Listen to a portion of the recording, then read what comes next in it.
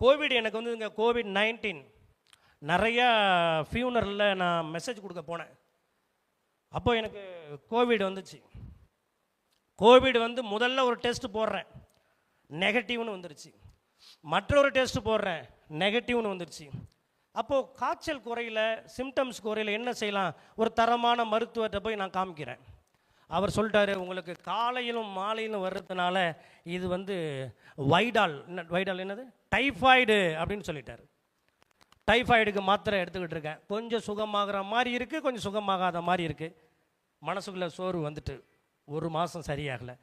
மறுபடி இன்னொரு டெஸ்ட் எடுக்கிறேன். அதில் இன்னொரு டாக்டர் சொல்லிட்டாரு, இது ஃப்ளூ அப்படின்ட்டார். அவரு பாருங்க, அவர் கொஞ்சம் மாத்திரை கொடுத்தாரு, மருந்து கொடுத்தாரு. அதுவும் சாப்பிட்டோம், அதுவும் சரியாகலை. இப்போ இன்னொரு நாட்டு வைத்தியர் சொல்கிறாரு, இது வந்து உங்களுக்கு கல்லீரல் டவுன் ஆயிடுச்சு. ஒருத்தர் கூட என்னுடைய பிரச்சனையை சரியாக சொல்லவே முடியல.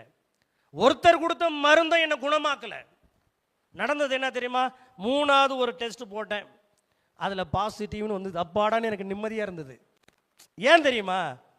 என்னானே கண்டுபிடிக்காத ஏகப்பட்ட மருத்துவரை பார்த்தாச்சு. பாருங்க, அவ்வளோ டாக்குமெண்ட்ஸ் இன்னும் அப்படியே ஒரு ஃபைலில் வச்சுருக்கேன். என்னைக்காச்சும் தேவைப்படும்னு. சுகமே ஆகலை, தூக்கி கொரோனா வார்டில் போட்டாங்க. கொரோனா வார்டில் நான் போய் ஜோம் பண்ணேன். என்ன பாஸ்டர்னு தெரியும். ஜோம் பண்ணேன், நிறைய பேர் சுகமாகி உடனே போயிட்டான். ஆனால் நான் மட்டுமே சுகமே ஆகலை. பல கேள்விகள் இருதயத்திற்குள்ள, பலவிதமான யோசனைகள், விரக்தி. ரொம்ப 3 மாதம் ஆச்சு, குணமாகலை. இறுதியில் உங்கள் வியாதி எங்களால் குணமாக்க முடியாது, 8 நாள் வரைக்கும் நாங்கள் வச்சுருக்கணும், உங்களை போங்க ஐயான்னு சொல்லி விட்டாங்க.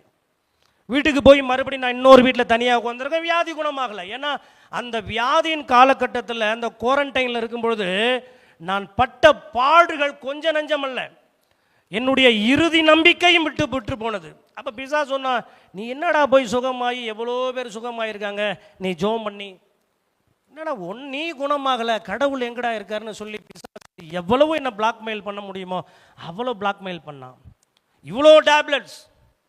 அப்படியே நான் ஒரு நாள் இரவு குப்பை தொட்டியில் கொட்டிட்டு, இதை நான் பரிந்துரைக்கல, என் வாழ்க்கையில் நடந்து நான் சொல்கிறேன். மருத்துவத்தை நான் வேணான்னு சொல்ல மாட்டேன், மருந்து எடுக்காதீங்கன்னு நான் சொல்லலை. ஏன் லைஃப்பில் எந்த மருந்து கொடுத்தாலும் அது மேலும் ஒரு ஒவ்வாமையை கொண்டு வருது, இன்ஃப்ளமேஷனை கொண்டு வருது. இருக்கிற மாத்திரையெல்லாம் ஒரு குப்பை தொட்டியில் இவ்வளோ மாத்திரையை கொட்டிட்டு, அன்றைக்கு இரவு ஜபம் அன்னைக்கு தான் பண்ண நினைக்காதீங்க, ஜபம் பண்ண மனம் கசந்து உடைந்து அழுதேன் கட்டிலுக்கு கீழே.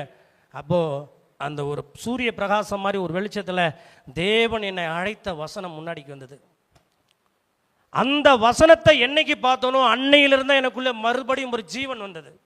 அதற்கு பிறகு ஆண்டோட கிருபையில் 5 வருடமாக இப்போ நான் உயிரோடு இருக்கிறேன்.